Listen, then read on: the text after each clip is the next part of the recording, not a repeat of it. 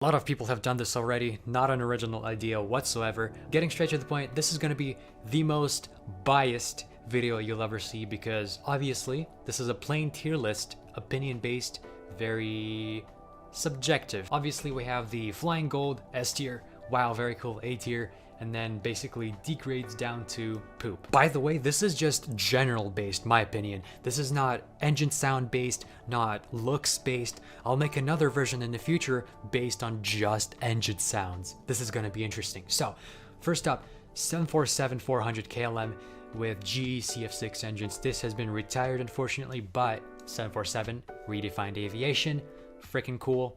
It's amazing. Next up, Dash 8 Q400 Flybe. I don't know if Flybe is back in service, but Q400, it's a good plane. I've been on its brother, I've been on the Q200, but it has freaking cool propeller sounds, so putting it up here. Next up, I think that's an A320. Okay, so A320s are literally everywhere, which means they're boring. So I've been on one many times, but it makes a buzzing sound on takeoff. And in my opinion, any plane that makes the buzzing noise on takeoff deserves appreciation. So it's gonna go right here. It's good. It's not amazing, but it's not bad. A319, same exact thing. It's literally like freaking couple of meters difference, right? So it's the same A320, just shorter. If that's a 737 Classic, I'd put it like very way high up, but I think that's an NG. 737 NG, same as A320. I think 737 NG has some pretty cool engine sounds as well as hydraulic sounds, but I just like A320 and 737 the same. Next is 777. Now, if we count the 200, then all three engine options sound amazing.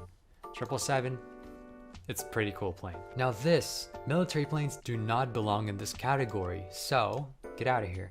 Okay, A10 Warthog. It makes an amazing bird's noise. I would put it here, but it's not a military plane.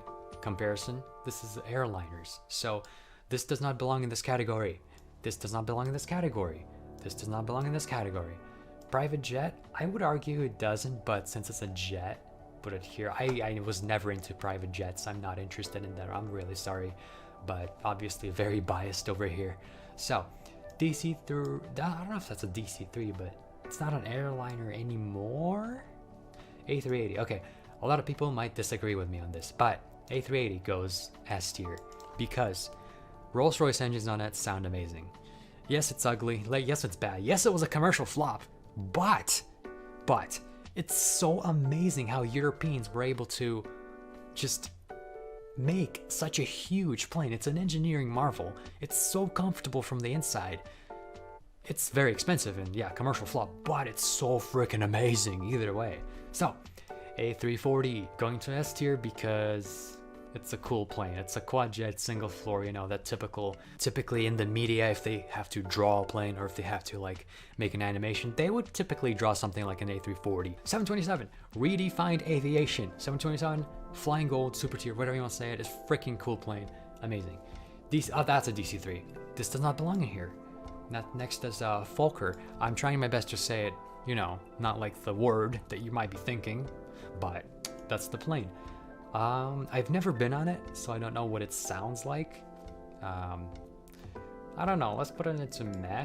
It's not amazing, but it's pretty good. Now this one, redefined aviation, but it's kind of being forgotten, so I'll put it like here because I don't know anything about it. Next, A310, cool plane, okay? It's cool, short, long range, but it's a wide body. So it goes into maybe, man, I don't know. It's a good plane, I like it. We're not quite A tier, but it's good. Get out of here. Get out of here. Get that out of here. Get that out of here. Next is, I think it's a Fokker, I'm not quite sure. Again, I don't know much about it, but I wouldn't mind to fly it, if it's still in operation. This looks, I don't know if that's that British thing or if that's the Russian plane. Assuming it's the Russian Il-62, me being biased, I'm gonna put it up here because it's really, really good. Not quite S tier, but it's good. Get that out of here, get that out of here. I don't know what that is, I'm sorry. Next, Cessna 172, I think, right? Redefined aviation, but it's so boring. It's literally everywhere. I mean, I wouldn't mind. I mean, if I were training to become a pilot, sure. I mean, I'll be appreciative that I get a plane to fly, but it's so boring. Next is the Avro Liner. Freaking cool.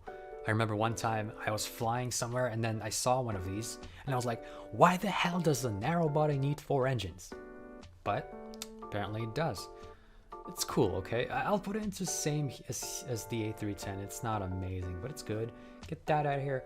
Beluga is freaking ugly, but because it has Rolls-Royce engines, I'll put it up here. Or actually, no, here. It's kind of ugly. And get that out of here. So that's my plane tier list. Obviously biased, opinion based, but if you disagree, if you agree, let me know. But I do think the military planes do not belong in this category. We should be separating them into military planes category, or I don't know, wide bodies, narrow bodies, or military cargo planes, whatever. But yeah, so the planes that made it into flying gold, the most, you know, the bestest of the best. 747, no doubt. 777, no doubt. A380, people are gonna disagree, but I think A380 is freaking cool. A340 and 727. So that's it. See ya.